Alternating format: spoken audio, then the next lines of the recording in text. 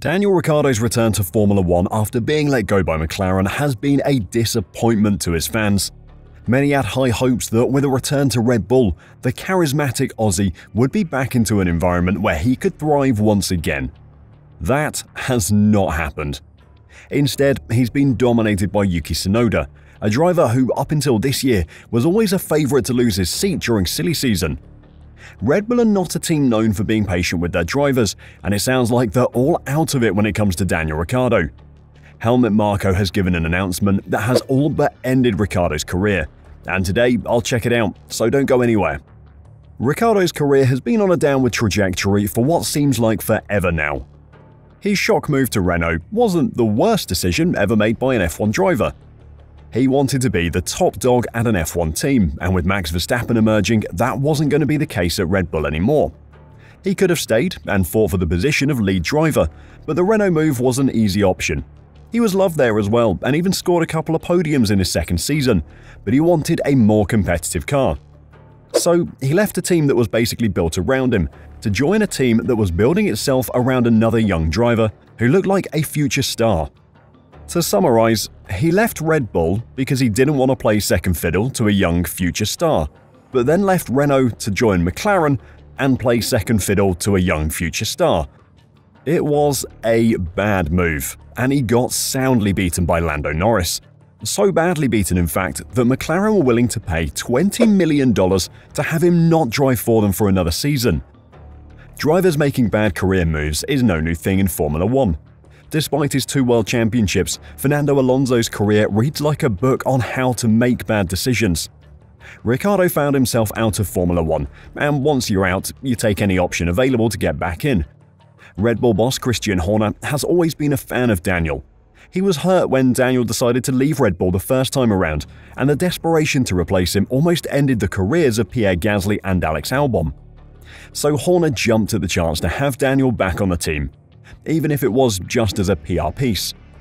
That PR role quickly turned into a seat at the second team to get him ready for a step up to Red Bull, but his own poor performances stopped any chance of that happening. With Sergio Perez getting his contract extended for at least another year, Ricciardo's only hope of extending his F1 career is making himself as valuable as possible to VCARB, but that hasn't happened. And now, Red Bull advisor Helmut Marko has made it clear that Daniel's time in F1 is coming to an end, potentially sooner than expected. Speaking to Austrian publication Kleine Zeitung, he said, "The shareholders have made it clear that it is a junior team and we have to act accordingly." The goal was that Ricciardo would be considered for Red Bull Racing with exceptional performances.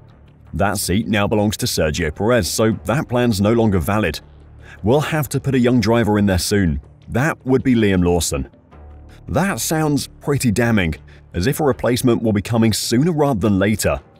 With the summer break just a month away, that is probably the soon that Helmut Marko is referring to. Posting on X after Marko's comments, F1 journalist Joe Saward said, "So Lawson will be in for Ricciardo at some point, I'd guess the end of July." He was then asked by another user if that was the end of Ricciardo in Formula One and added, "I'd guess so." Liam Lawson thoroughly impressed at the start of his F1 career when he was called upon at very short notice in Zandvoort last year. Ricciardo had already been parachuted into the team to replace the underperforming Nick de Vries, but when he took avoiding action to miss a stranded Oscar Piastri, he broke his hand when hitting the barriers. Lawson was brilliant, scoring points in Singapore and outqualifying Max Verstappen that weekend. However, it wasn't enough to earn the Kiwi a spot on the grid for this year, although a clause was included in his most recent contract to either guarantee him a seat in the Red Bull family for 2025 or allow him to leave to join one of their rivals. Lawson returned 0.4 points per race for the 5 Grand Prix he started, outscoring Yuki Tsunoda in that time frame. In Ricciardo's 17 races so far, he's returned 0.58 points per race.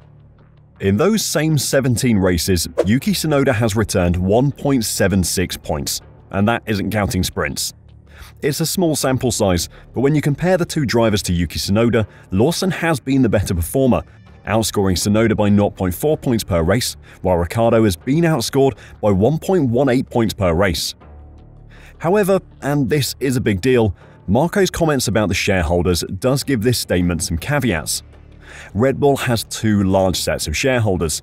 You have the Thai side of the business that owns 51% of it. Then you have the Austrian side, which controls the rest. While Dietrich Mateschitz was alive, he ran the team how he saw fit, with the blessing and backing of the Thai owners. Now he's gone though, the Thai side are believed to have far more involvement in the decision-making. During the drama surrounding Christian Horner's inappropriate messages with an employee, the Red Bull team got split, with one side being Marko with the Austrian shareholders and the other being Horner and the Thai shareholders. When Marko says that the shareholders want to change, does he mean the shareholders as a whole? Or is he talking about his smaller Austrian faction who don't have the controlling power over the Red Bull team? Only he knows the answer to that, but this recent statement is about as blunt as you can be. Ricciardo's career is coming to an end, if Helmut Marko has anything to do with it anyway, as Horner is still holding out hope that his golden boy is still in there somewhere. The Red Bull team principal has constantly said that Daniel's future is in his own hands, and he can keep driving with the team, but he needs to show the kind of head-turning form to make not only ourselves, but potentially to make others take notice. Despite a first points finish of the season in Canada though, Horner still hasn't seen what he's looking for from Ricciardo. We're acutely aware of all of the options, admitted Red Bull Racing boss Christian Horner. Over the summer break, we'll sit down and start to look at it. The more races we have, the more information, the more data we have. So it's where we don't need to be in a rush. Obviously, VCarb and Red Bull are not going to wait until the summer break to begin thinking about their driver lineup for 2025. They will be constantly monitoring Ricciardo's performances and weighing up whether he's worth keeping on any longer or not. They've already made the decision that he's not worth promoting to Red Bull. Horner's mention of the summer break does add weight to the claims that VCarb could bring in Liam Lawson for the Dutch Grand Prix at the end of August. However, things do appear to be improving for Ricciardo. A good race in Canada saw him finish in 8th place, ahead of a 14th place teammate Yuki Tsunoda. Then in Spain, with the VCarb 01 getting a massive suite of upgrades, he beat Tsunoda again, though a 15th place finish is definitely nothing to get excited about. Hopes were high for the big upgrade package, with changes being made to the engine cover, side pod inlets and geometry, rear wing and the floor. In reality though, it seemed to do the exact opposite of what the team wanted, with the car appearing significantly slower than it has all season. The feedback from the drivers was very telling after the Grand Prix. Ricciardo was relatively positive about the weekend, saying, "Honestly, I felt good in the race. I was happy with what I got out of it, but 15th is not something that we can be happy about. But with the package we had this weekend, I honestly don't think we could have done anything better." Not exactly a damning assessment of the car, and he did beat Yuki, but Tsunoda had very different things to say. He felt far less comfortable than Ricciardo and said he was certain there was something wrong. The handling of the car was definitely not easy, and I did not feel comfortable as I normally do. We were able to solve it, at least in steering, but I'm not sure it was fixed completely because I was feeling so weird inside the car. The team have now reported that a broken floor bracket meant that Yuki's floor wasn't attached properly during the race, completely destroying its performance.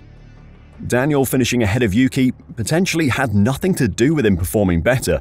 Yuki was just driving a massively compromised car. Assuming VCarb are considering swapping Ricciardo out for Lawson after the summer break, Ricciardo has 4 races to make sure that doesn't happen. Canada was a good result, but he needs 4 more races just like that to hold onto his seat. Otherwise, it's probably the end for the lovable Aussie. What do you think of Marko's comments? Would VCarb make the switch mid-season? And if they did, what would that mean for Ricciardo? Let me know your thoughts in the comments down below, and until next time, drive safe and bye for now.